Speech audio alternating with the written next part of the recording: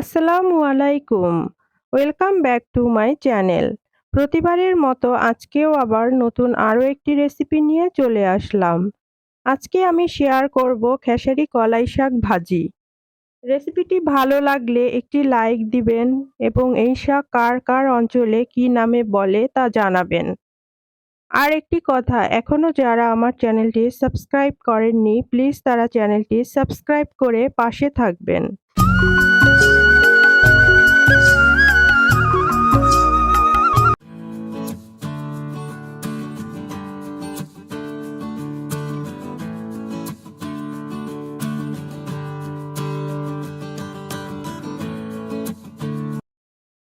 এজন্য খেসারি শাকগুলো প্রথমে বেছে নেব। বড় বড় শাকগুলো মাথা থেকে ডগাগুলো এভাবে ছিঁড়ে নিলাম। পুরো গাছটা শাক হিসেবে খাওয়া যায় না, শুধু ডগাটাই ছিঁড়ে নিতে হয়। দেখুন আমি ডগাগুলো কিভাবে ছিঁড়ে নিচ্ছি।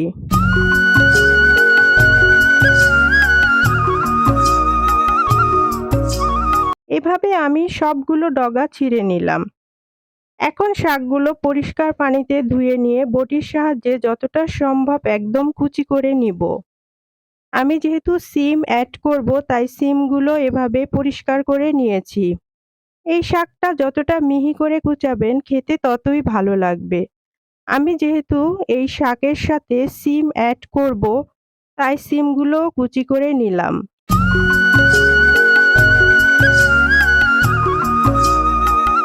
এখন দেখিয়ে দিচ্ছি যে কেমন কুচি করে নিয়েছি। দেখুন একেবারে মিহিভাবে কুচি করে নিয়েছি। সিমগুলো আমি কুচি করে নিয়েছি এভাবে।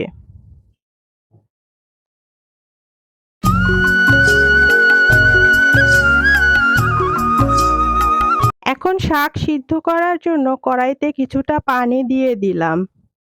পানি ফুটে উঠলে এর ভিতরে পেঁয়াজ কুচি, রসুন কুচি এবং পরিমাণ মতো কাঁচামরিচ দিয়ে দিলাম। এবারে পানি ফুটে আসলে এতে কুচি করা শাকগুলো দিয়ে দিলাম।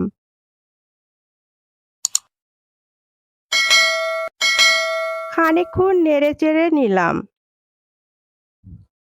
এবারে স্বাদমতো লবণ এবং একটা বোম্বাই মরিচ দিয়ে দিলাম।